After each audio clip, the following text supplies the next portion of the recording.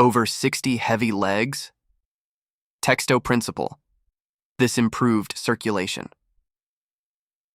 Fast. Have you ever finished a walk feeling proud, yet your legs still felt heavy, slow, almost disconnected from the rest of your body? That was the question that stopped me one morning after turning 60. I had done everything I was told was right. I walked every day. Same route, same pace. Same belief that walking alone would protect my circulation and keep my legs strong. But something didn't add up. Instead of feeling lighter, my legs felt more fatigued by the afternoon. There was a dull heaviness below the knees, a kind of tiredness that sleep didn't fully erase. At first, I ignored it. I told myself this was just age, that stiffness and leg fatigue were normal after 60. But deep down, I knew something was changing. Simple things started feeling different. Standing up after sitting too long took more effort. My steps felt shorter. Not painful, just less confident. And that scared me more than I wanted to admit. Because when your legs change, your independence feels fragile. I kept walking, hoping more steps would fix it. They didn't. In fact, some days, the more I walked, the heavier my legs felt later on. That's when I realized the problem wasn't motivation or discipline, it was strategy. Walking was moving me forward, but it wasn't waking up the circulation that feeds the deeper tissues of the legs. It wasn't activating the muscles that help blood flow upward. And it certainly wasn't addressing that drained feeling that showed up hours after I stopped moving. What surprised me most was how subtle the decline was. No sharp warning, no dramatic pain. Just quiet signals from my body saying, this isn't enough anymore. And that's the danger after 60. Decline doesn't announce itself loudly. It whispers. Heavy legs, faster fatigue, less stability at the end of the day. That moment forced me to ask a different question. Not, how much should I walk? But what kind of movement actually improves circulation and reduces leg fatigue? That single question changed everything, because what I discovered next wasn't harder, longer, or extreme. It was simpler, safer, and shockingly more effective for how my legs actually function now. Before I go on, let me pause here for a moment because this part really matters. What we're talking about isn't just an exercise or a routine, it's about understanding what your legs are actually asking for after 60. Many people keep pushing through fatigue, heaviness, and that slow draining feeling in the legs without realizing that the body has shifted its needs. When you truly understand what's happening, everything you do becomes more effective and safer. If this is already making sense to you, take a second to let me know in the comments. Just write where you're watching from or say how your legs usually feel by the end of the day. I read those comments, and they help shape what I share next. And if this kind of practical, real-life guidance is important to you, give this video a like and consider subscribing. That simple action helps this message reach other people over 60 who are quietly dealing with the same fears and frustrations. Now, the next part is where things start to shift in a very real way. Because once I noticed the mistake I was repeating every single day, everything changed. For a long time, I believed I was doing my legs a favor every single day. I followed the same routine, at the same time, with the same confidence that consistency alone was enough. But what I didn't realize was that one simple habit was quietly working against my circulation. And it wasn't obvious. It felt safe, familiar, almost responsible. The mistake was relying on one single type of movement and doing it in the same pattern every day. Straight lines, same pace, same muscles, same rhythm. Walking forward, always forward, without ever challenging the way blood actually returns from the legs. After 60, circulation doesn't fail because we stop moving. It struggles because movement becomes too predictable. The muscles that help push blood upward stop getting fully activated. The lower legs do the work, but the deeper stabilizers stay asleep. What made this mistake dangerous was how normal it felt. There was no sharp pain, no warning sign telling me to stop. Just that familiar heaviness later in the day. Legs that felt fine during the walk, but tired too quickly afterward. And that's when I understood something important. Circulation isn't only about motion, it's about muscle engagement, rhythm, and direction. Without those, blood pools lower, fatigue builds faster, and recovery takes longer. Another part of the mistake was timing. I walked when it was convenient, not when my legs needed it most. After long periods of sitting, I would stand up and walk immediately, without preparing the joints or waking up the muscles that support balance and flow. That sudden transition made my legs feel even heavier.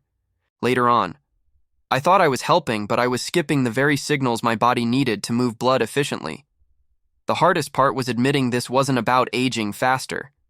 It was about using an outdated strategy for a body that had changed. Once I saw that, I stopped blaming myself and started paying attention.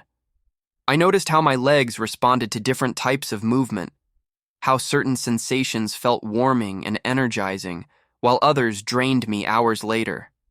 That awareness opened the door to something unexpected. Because when I finally tried a different movement, one that felt almost too simple to matter, the response from my legs surprised me more than anything else. I remember the first time I tried it, because my expectations were low. After years of walking, I assumed anything that actually helped circulation would need to be intense, complicated, or risky. This wasn't. It felt almost too gentle, too controlled. But something told me to pay attention to how my legs reacted instead of judging the movement itself. What I did differently was slow everything down and change how my legs worked against gravity. Instead of forward motion, I focused on deliberate muscle engagement, especially through the calves and upper legs, where circulation often struggles after 60. I wasn't chasing distance or time. I was chasing sensation, warmth, activation, a feeling of blood moving upward instead of settling downward. The first surprise came later that same day. By the afternoon, my legs didn't feel as heavy, not magically light, just noticeably less fatigued. That familiar drained feeling wasn't there. I hadn't walked more. I hadn't pushed harder. I had simply used my muscles in a way they hadn't experienced in years. By the third day, something else changed. Standing up from a chair felt smoother. My legs responded faster, like they were more awake. I noticed a gentle warmth in my lower legs after the movement, a sign of circulation I hadn't felt consistently in a long time. And what really caught my attention was that I recovered faster. No lingering tiredness hours later. This is when I understood something important. After 60, circulation improves when muscles act like pumps, not passengers. Walking moves the body forward, but it doesn't always force blood to move upward efficiently. This movement did. It gave my legs a job again. A purpose beyond just carrying me from one place to another. The biggest shift wasn't physical at first. It was mental. For the first time in a long while, I felt in control again. I wasn't waiting for my legs to cooperate. I was guiding them. And once I felt that difference, even slightly, I knew this wasn't something I could ignore. Because what came next was even more revealing. The way this movement affected my circulation went deeper than fatigue. It changed how my legs felt when I walked, stood, and balanced myself. What became clear after a couple of weeks was that this wasn't just about feeling less tired. Something deeper was happening in my legs. The circulation felt different, not just during movement, but hours later. Walking used to give me a short burst of energy followed by heaviness. This was the opposite. The effect stayed with me. I started noticing sensations I hadn't felt in years. A gentle warmth spreading through my calves, less tightness around the ankles by the evening. My legs no longer felt like they were fighting gravity all day. That's when I realized this movement was reaching areas walking never really activates, the deeper muscles that support blood flow upward, the ones that quietly weaken with age if they're never asked to work. Walking is repetitive and forward-focused. It uses momentum. This movement was controlled and intentional. It forced my muscles to contract and relax in a way that helped blood move instead of settle. I wasn't just moving my legs. I was helping circulation return upward, which is exactly what starts failing. After 60. Another change surprised me even more. My feet felt more responsive, less numb, less sluggish. When circulation improves, nerves wake up too, and that changes how stable you feel on the ground. I wasn't shuffling anymore. My steps felt more deliberate, more confident, especially later in the day when fatigue used to take over. I also noticed recovery improved. On days when I used this movement, my legs didn't crash at night. There was no deep exhaustion that made stairs feel intimidating. Instead, there was a calm steadiness, like my legs had done their job and weren't asking for more. That's when it hit me. Circulation after 60 isn't about how far you go. It's about how well blood moves through the entire leg system. When you activate the right muscles, everything downstream improves. Energy, sensation, control. And this led to something I hadn't expected at all. As circulation improved, my balance changed too. Not dramatically overnight, but in small moments. That made a big difference in how safe I felt moving through my day.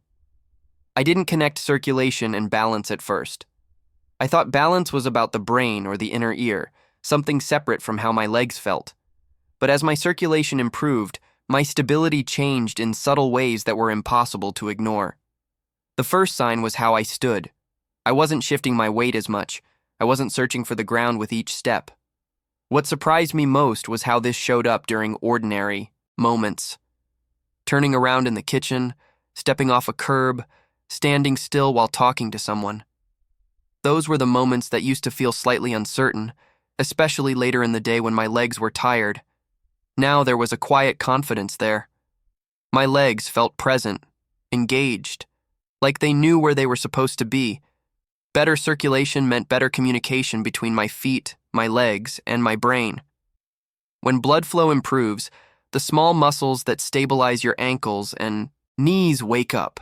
Nerves become more responsive. That feedback loop matters more after 60 than strength alone. You don't need power if you don't have control. I also noticed that fear started to fade. Not consciously at first, but emotionally. The fear of misstepping. The hesitation before moving quickly. Those tiny pauses that creep in when you're worried about falling. As my legs felt more reliable, my movements became more natural again. I wasn't bracing myself all the time. There was one moment that really made this clear. I caught myself stepping sideways without thinking, something I used to do carefully, and I realized I trusted my legs again. That trust is everything after 60. Once it's gone, people start moving less, and when they move less, circulation and balance decline even faster. What I learned is this: stability doesn't come from standing still. It comes from circulation, muscle activation, and awareness working together. When your legs feel alive instead of fatigued, your whole posture changes. And that made me curious about something else.